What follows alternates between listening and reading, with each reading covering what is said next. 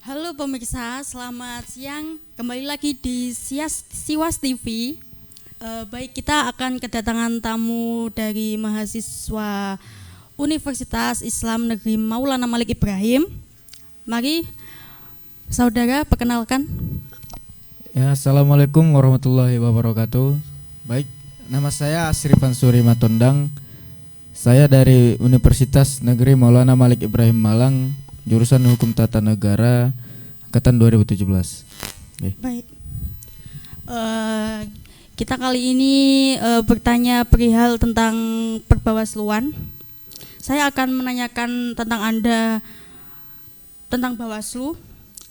Melihat Anda sebagai mahasiswa, bagaimanakah tentang kinerja Bawaslu saat ini? Apakah sudah seefektif? Apa gimana? Ya, kalau katanya kita bertanya tentang masalah Bawaslu ya, Mbak. Cuman kalau kita lihat dulu, pada waktu dulu kan Bawaslu di sini masih bersifat ad hoc. Cuman setelah diterbitkannya Undang-Undang Nomor 7 Tahun 2017, kita menjadi lebih tahu bahwasanya peran dari Bawaslu maupun dari tingkat keefisienannya bahkan cenderung lebih mempunyai daya begitu. Maksud saya di sini di dalam mempunyai daya adalah karena dari Bawaslu sendiri sudah diberikan atau sudah diamanatkan oleh undang-undang berupa yang pertama, baik itu di dalam proses penyelesaian sengketa, itu yang pertama. Terus itu yang kedua, di dalam proses penyelesaian perkara.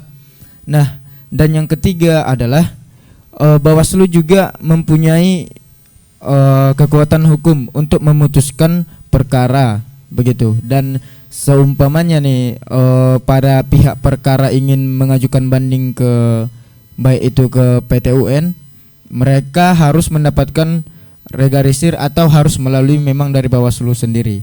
Nah, kalau terkait dengan pertanyaan Mbak, kinerja atau tingkat efisiensi dari Bawaslu, ya saya rasa sudah mumpuni atau sudah cukup kuat karena sudah diatur di dalam Undang-Undang 7 nomor 7 tahun 2017 begitu. Ya. Lalu kacamata Anda sebagai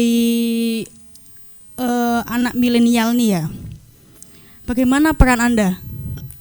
Ya, peran kita, khususnya saya sendiri ya, dengan mengikuti beberapa rangkaian-rangkaian atau beberapa tahapan-tahapan yang dilakukan oleh Bawaslu begitu. Soalnya kan di dalam proses nanti kita pemilu pasti sering, bahkan bukan sering, bahkan pasti akan ada yang namanya terkait dengan masalah pelanggaran. Nah, di situ kan peran Bawaslu di sini kan sebagai badan yang untuk mengawasi berjalannya pemilu.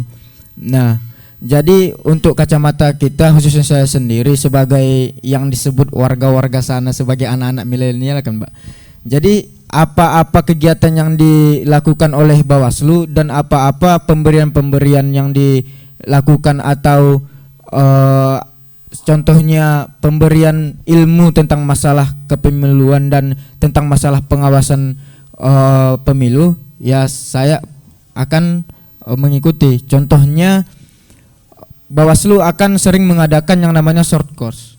Short course di sini adalah pemberian materi singkat oleh Bawaslu dan pengenalan tentang yang namanya gimana pengawasan di dalam proses pemilu begitu. Masnya pernah ikut short course? Alhamdulillah, selama saya mengikuti pembelajaran di Bawaslu sendiri, kami selalu diberikan yang namanya short course setiap hari dan itu berbeda-beda divisi di dalam pemberian materi yang akan disampaikan begitu, Mbak. Tentang short course itu mahasiswa penting nggak sih? Menurut saya itu?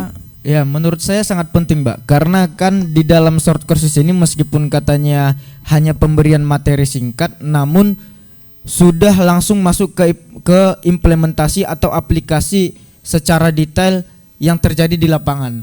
Prakteknya Jadi langsung ya berarti. Jadi kita tidak hanya berkutat hanya di dalam teori yang kita sama-sama sendiri rasakan di universitas maupun di dalam kelas. Nah, di sini kita langsung belajar yang namanya masalah langsung praktik di lapangan begitu. Tadi Masnya berasal dari mana? Jadi saya berasal dari Medan, Sumatera Utara. Berasal dari Medan. Mengenai pelanggaran-pelanggaran tentang pemilu, apakah masih minim atau gimana?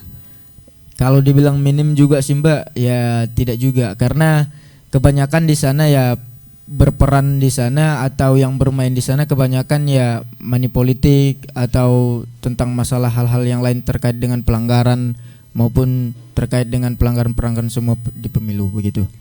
Baik, terima kasih atas waktunya saudara. Baik, terima kasih. Sampai ketemu lagi di episode selanjutnya. Terima kasih, Mas. Ya, sama-sama. Siwas TV. Inspirasi cerdas.